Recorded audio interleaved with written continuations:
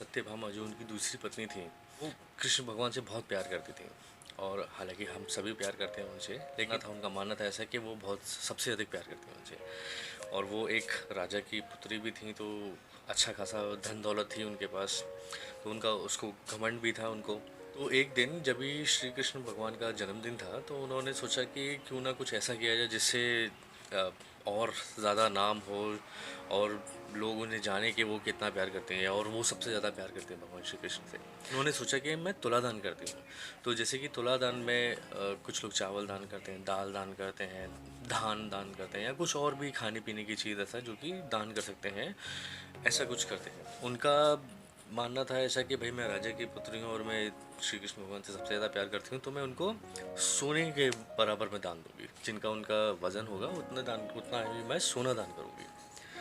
तो उन्होंने उनको थोड़ा बहुत आइडिया था कि कितना वेट होगा लगभग भगवान श्री कृष्ण का, तो उन्होंने उतना किलो सोना मंगवा के रखा।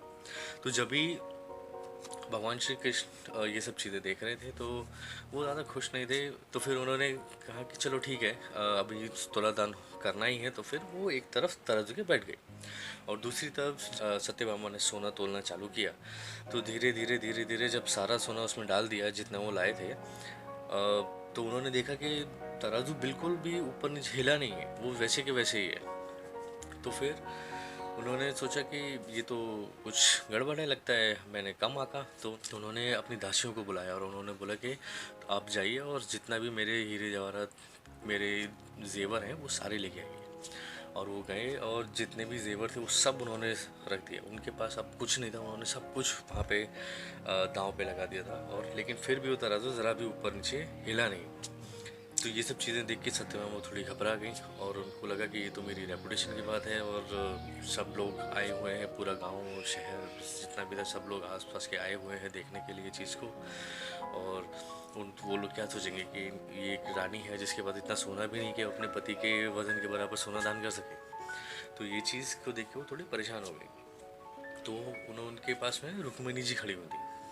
तो उन्होंने रुक्मिणी जी की तरफ देखा और उनको बोला कि आप थोड़ी मेरी सहायता करें, मुझे बताएं कि क्या करना चाहिए। और फिर वो रुक्मिणी जी को लगा कि भाई ये तो सत्यभामा का ही नाम खराब होगा। भाई हैं तो वो आखिर श्री कृष्ण भगवान की पत्नी है और वो पूरा एक राज उनका है, वो और वहाँ के राजा हैं। तो ये चीज़ देख के उन्होंने सोचा कि चलो इनकी थोड़ी सहायता कर दी जाए। तो वो बाहर गई अपने आंगन में और वहाँ से 3 तुलसी के पत्ते तोड़ के ले गई। और उन्होंने एक तरफ तराजू के जहाँ पे सोना रखा हुआ तुलसी के पत्ते रखे, तराजू अपने आप ऊपर हो गया। तो इस तरीके से उन्होंने अपनी पत्नी सत्यभामा का घमंड चूर किया। तो दोस्तों, आशा करता हूँ आपको ये कहानी पसंद आई होगी। जय श्री कृष्ण।